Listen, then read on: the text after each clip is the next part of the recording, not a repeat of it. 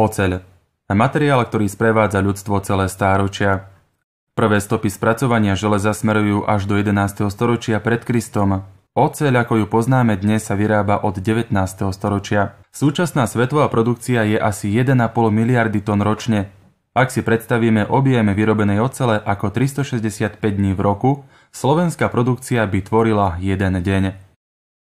Toto množstvo znamená približne 21% hrubého domáceho produktu krajiny. Oceľ je 100% recyklovateľná, je teda jedným z najekologickejších materiálov vôbec. Človek sa s oceľou a výrobkami z nej stretáva na každom kroku bez toho, aby si to vôbec uvedomil. Oceľ je možné vyrobiť viacerými technológiami. A naša snímka vám priblíži jej výrobu a spracovanie v poprednej európskej spoločnosti Železiarne Podbrezová. Krok za krokom budete môcť sledovať, ako sa oceľový šrot mení na oceľovú rúru. Púť ocele sa začína prípravou základného vstupného materiálu oceľového šrotu. Spoločnosť ZP Ekokvelet okrem širokej siete zberných miest vybudovala závod na spracovanie oceľového šrotu a autovrakov. Separácia začína na autorizovanom pracovisku SEDA, kde sa z automobilov odčerpajú technologické kvapaliny a následne sa likvidujú plasty, sklo a farebné kovy.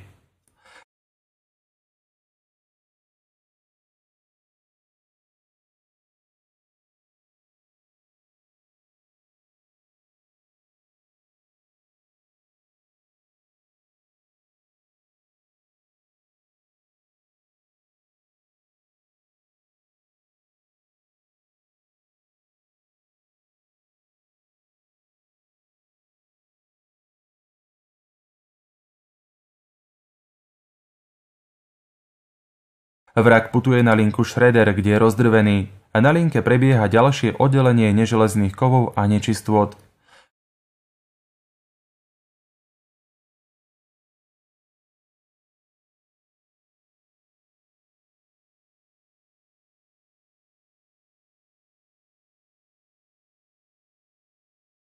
Čistý a objemovo zredukovaný šrot opúšťa linku a stáva sa základným vstupným materiálom pre rozstavenie v oblúkovej peci. Výroba ocele v Podbrezovej má mnohoročnú tradíciu a patrí jej aj pár historických prvenstiev. Napríklad prvá oceľ tu bola vyrobená v roku 1851. Prvá Siemens Martinská pec na Slovensku začala pracovať v roku 1879 a prvé československé zariadenie plynulého odlievania v roku 1961. Srdcom súčasnej oceliarne je elektrická oblúková pec, ktorá za 1 hodinu dokáže roztaviť 60 tón šrotu. Teplota počas tohto procesu dosahuje 1620 stupňov Celzia.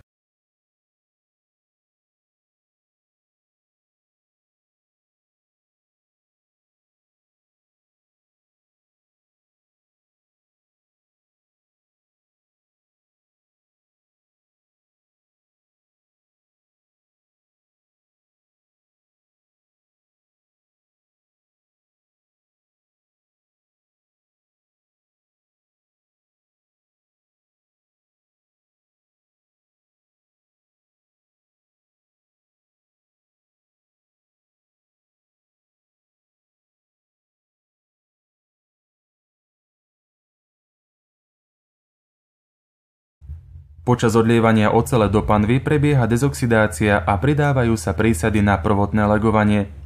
Neskôr sa doplnia ďalšie legovacie prvky potrebné na dosiahnutie požadovanej kvality.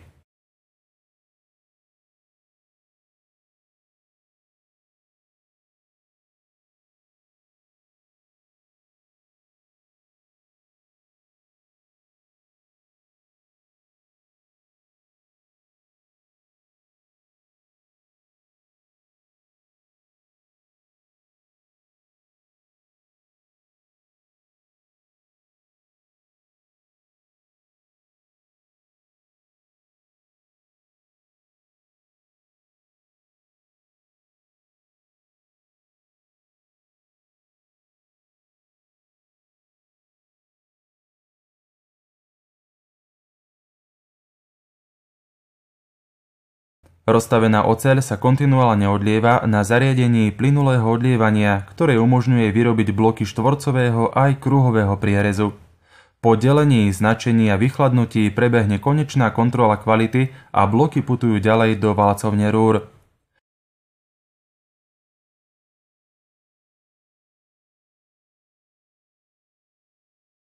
Pri ročnej produkcii 370 000 tón by bolo možné oceľovými blokmi spojiť Podbrezovú s Bruselom.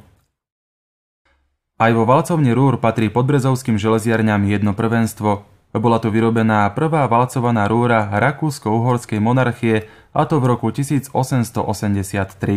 Technológia výroby rúr sa v priebehu rokov zmodernizovala a bola zefektívnená. Vo valcovni rúr oceľové bloky strácajú svoj pôvodný tvar.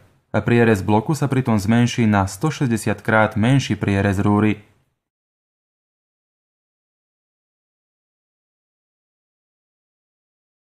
Oceľové bloky sa na potrebnú dĺžku delia strihaním na hydraulickej nožnici alebo rezaním na kotúčovej píle.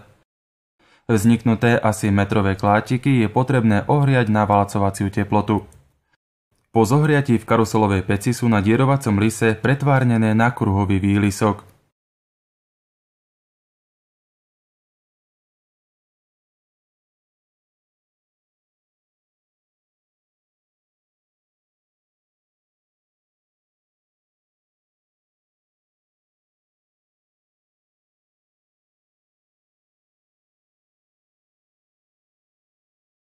Výlisok na trňovej tyči prejde cez elongátor a pretlačovaciu stolicu.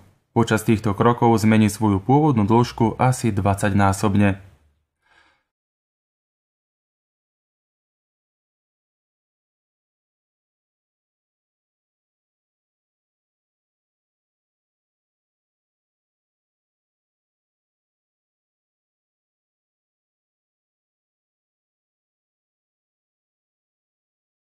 Po odvalcovaní a vytiahnutí trňových tyčí je polotovar valcovaný v ťahovej redukovni. Tu sa dosiahne požadovaný rozmer s dĺžkou jednotlivých rúr až do 90 metrov. Za rok sa takto vyrobí viac ako 1 000 000 kusov rúr. Valcované rúry sú po vychladnutí na chladníku delené pílami na potrebnú dĺžku.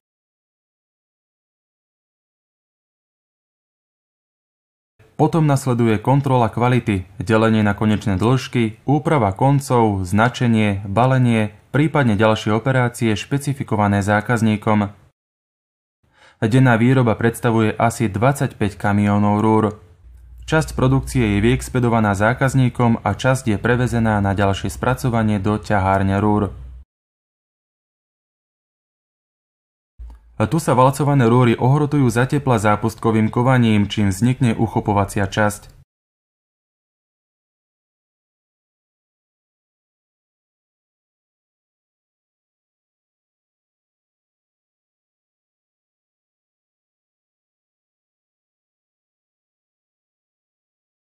Potom sa zbavujú povrchových nečistôt a okují morením v kyseline chlorovodíkovej.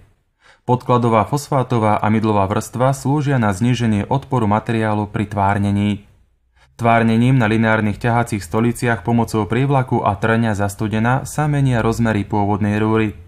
Napríklad pre dosiahnutie najmenšieho priemeru 3 mm je potrebné pôvodnú rúru s priemerom 32 mm ťahať až 9 krát.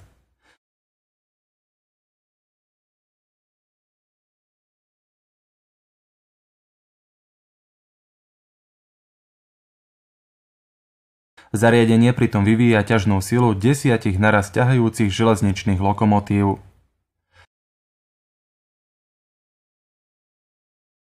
Pri takomto vysokom zaťažení dochádza v materiáli k deformácii kryštalickej mriežky. Rúry sú menej pevné a krehké. Pre obnovenie požadovaných mechanických vlastností je potrebné žíhanie v priebežných žíhacích peciach s ochranou atmosférou. Po tepelnom spracovaní nasleduje buď ďalší spracovací cyklus alebo finalizácia. Finalizácia pozostáva z niekoľkých výrobných operácií. Rovnanie zabezpečuje požadovanú rovinnosť rúr, nedeštruktívne skúšanie vyradí rúry s vnútornými chybami, delenie dá rúram požadovanú dĺžku a vizuálna kontrola preverí rozmery a vonkajší vzhľad rúr. Na záver sa rúry balia do zväzkov a odvezú k zákazníkovi.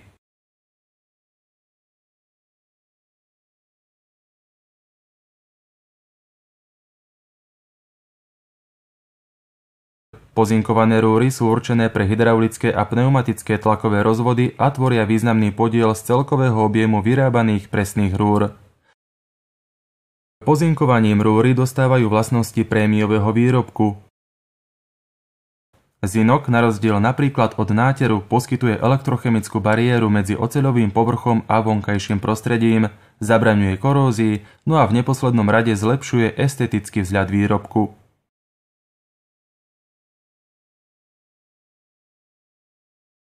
Zinok sa na povrch rúr nanáša zastudená elektrolyticky. Hovoríme o galvanickom pozinkovaní na dvojžilovej priebežnej linke.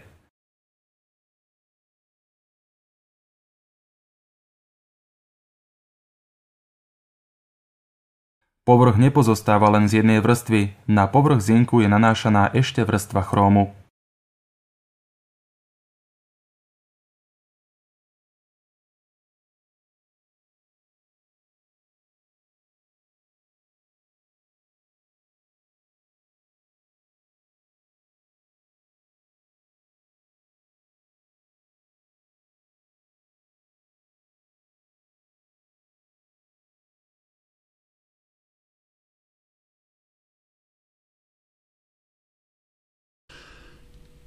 A výroba presných ťahaných rúr a rúrových profilov z uhlíkovej alebo nízkolegovanej ocele prebieha aj v dcérskych spoločnostiach Transmesa a TAP.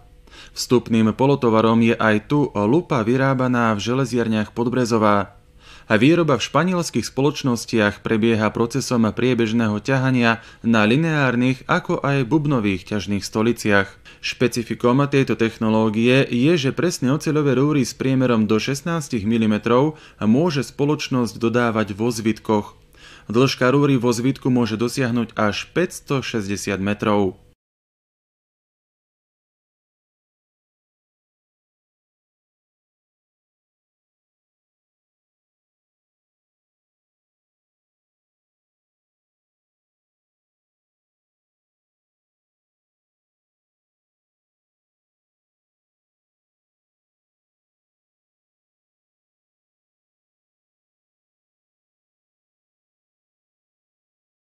Rúrové tvarovky sú vyrábané z valcovaných rúr tvárnením za tepla. Sortiment rúr je tak doplnený o navarovacie oblúky a redukcie. Rúry s vyššou finalizáciou, používané najmä v automobilovom priemysle, sa spracovávajú na moderných technologických zariadeniach. Tu sa pília, upichujú, odhraňujú alebo ohýbajú.